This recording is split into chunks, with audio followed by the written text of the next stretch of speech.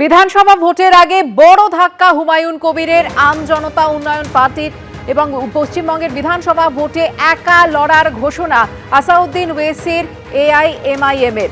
বিস্তারিত জানবো, কথা বলে নেব আমাদের প্রতিনিধির সঙ্গে। প্রকাশ সিনহা রয়েছেন আমাদের সঙ্গে টেলিফোন লাইনে। প্রকাশ, কি জানতে পারছো?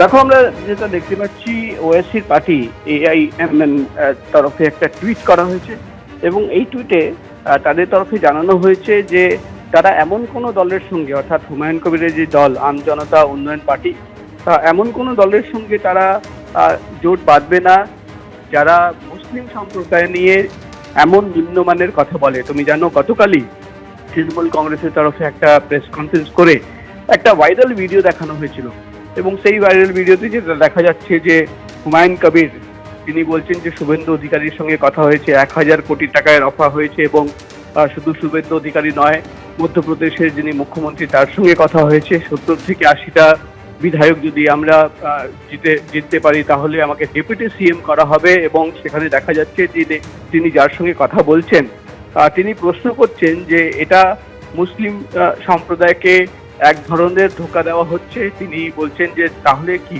কোনো কথা না। তো এই ধরনের ভিডিও সামনে আসার পর আমরা দেখতে পাচ্ছি ওয়েসির পার্টির তরফে একটা টুইট করা হয়েছে। তারা পরিষ্কারভাবে জানিয়ে দিয়েছে যে তারা একাই পশ্চিমবঙ্গে ইন্ডিপেন্ডেন্ট লড়বে, অর্থাৎ তারা কোনোভাবে হুমায়ুন কবিরের যে দল আম জনতা উন্নয়ন পার্টি তার সঙ্গে তারা যে জোট বেঁধেছিল তারা সেই জোট ভেঙে দিচ্ছে।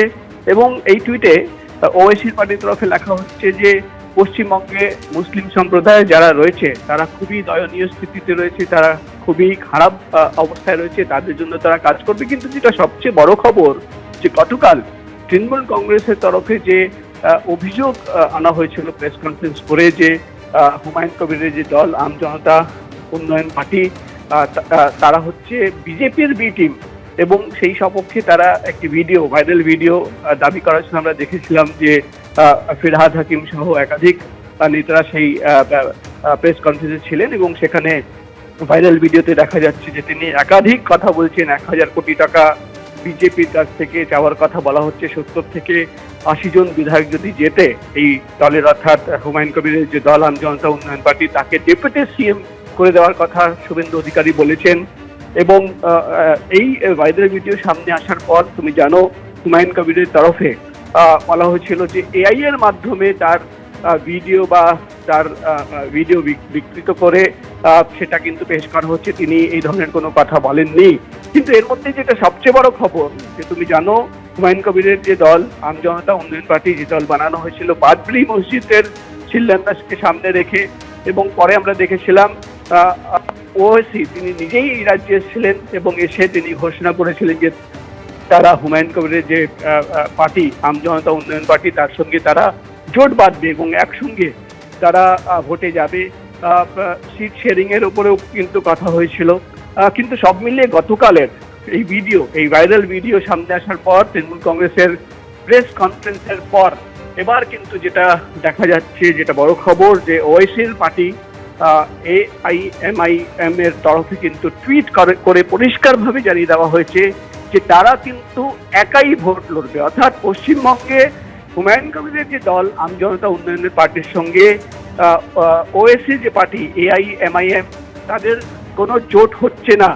অর্থাৎ যে জোট হয়েছিল সেটা কিন্তু তাদের তরফে ভেঙে দেওয়া হলো এবং তারা এই টুইটে পরিষ্কারভাবে জানিয়ে দিল যে ব্যক্তি বা যে দল মুসলিম সম্প্রদায়কে নিয়ে এই ধরনের নিম্নমানের কথা বলে এবং যে ভিডিওতে যা দেখা যাচ্ছে, তারপর তারা সিদ্ধান্ত নিয়েছে যে কোনোভাবে হুমায়ুন কবিরের যে পার্টি আম জনতা উন্নয়ন পার্টি যাদের সঙ্গে জোট বাঁধার কথা তারা ঘোষণা করেছিল সেই জোট কিন্তু তারা ভেঙে দিল।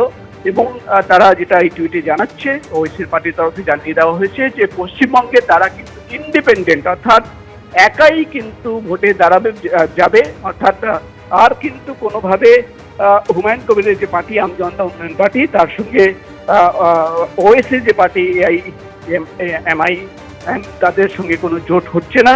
এই কথা কিন্তু টুইট করে ইতিমধ্যেই কিন্তু জানিয়ে দেওয়া হয়েছে। এবিপি আনন্দ, এগিয়ে থাকে, এগিয়ে রাখে।